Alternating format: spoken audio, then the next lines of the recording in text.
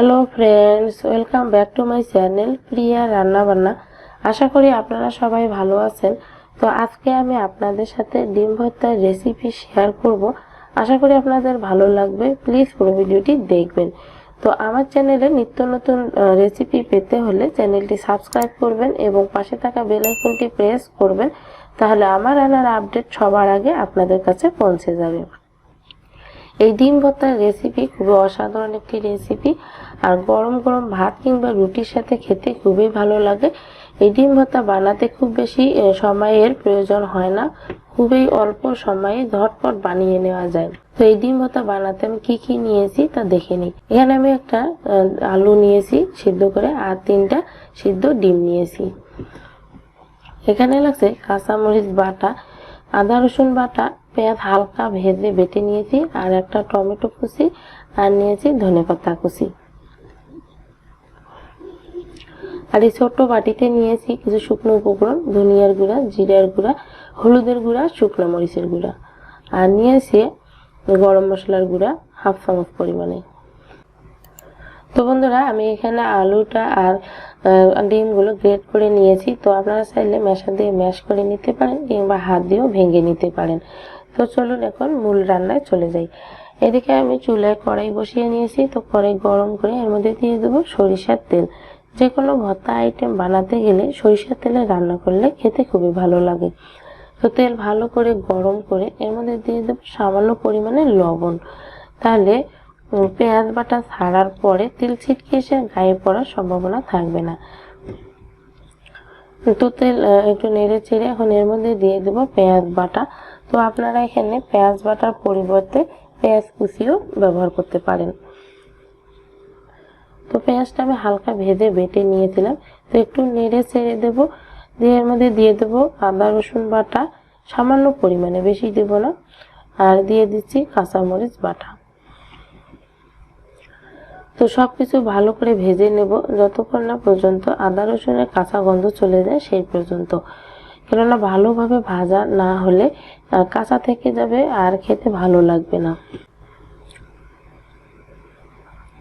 তো বন্ধুরা, আদা রসুন সবকিছু আমি ভালো করে ভেজে নিয়েছি।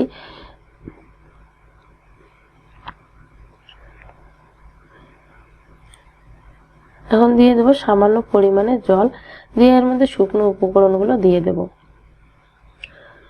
তো আমি এখানে যেহেতু কাঁচামরিচের বাটা ব্যবহার করেছি, তাই এখানে অল্প পরিমাণে শুকনো মরিচের গুঁড়া দিয়েছি। তো আপনারা চাইলে এখানে কাশ্মীরি লঙ্কার গুঁড়ো দিতে পারেন, তাহলে কালারটা খুবই সুন্দর আসবে। তো এখন সবকিছু ভালো করে কষিয়ে নেব। আর দিয়ে দিলাম একটা ছোট সাইজের টমেটো কুচি। তো দিয়ে টমেটো কুচি দিয়েও আবার ভালো করে কষিয়ে নিতে হবে, যাতে টমেটোটা গলে যায় সে পর্যন্ত। তো বন্ধুরা, দেখতে পাচ্ছেন যে আমি মশলা সবকিছু কষিয়ে নিয়েছি। এখন দিয়ে দেবো সামান্য একটু চিনি। তো এখন দিয়ে দিচ্ছি গ্রেট করা আলু আর ডিম, দিয়ে মশলার সাথে ভালো করে মেশাতে হবে।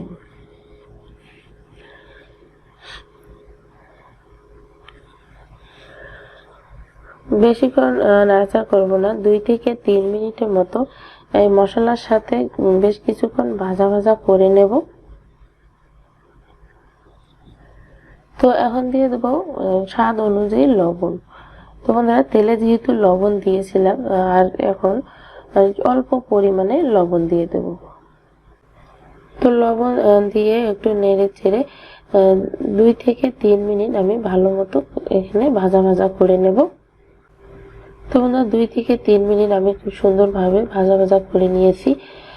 তো এখন এখানে অল্প পরিমাণে গরম জল দিয়ে দেব, তাহলে ভর্তাটা একটু আঠালো হয়ে আসবে, তাহলে খেতে ভালো লাগবে।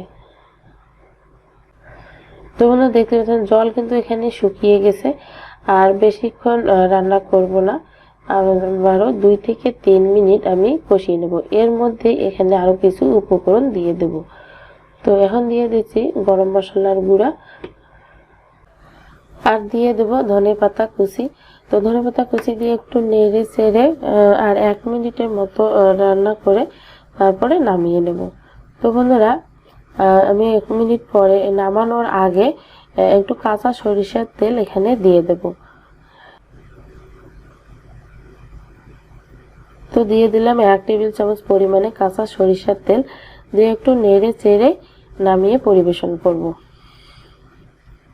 তো আমার এই রেসিপিটি যদি আপনাদের ভালো লাগে প্লিজ ভিডিওটিতে একটি লাইক দিবেন এবং কেমন হয়েছে তা জানিয়ে কমেন্ট করবেন, আর পারলে ভিডিওটি বন্ধুদের সাথে শেয়ার করবেন। তো তৈরি হয়ে গেল আমার এখানে ডিম ভর্তা। তো বন্ধুরা, আপনারা আপনাদের মনের মতো করে সাজিয়ে পরিবেশন করবেন।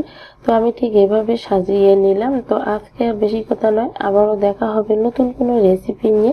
সে পর্যন্ত ভালো থাকবেন, সুস্থ থাকবেন। সবাইকে ধন্যবাদ।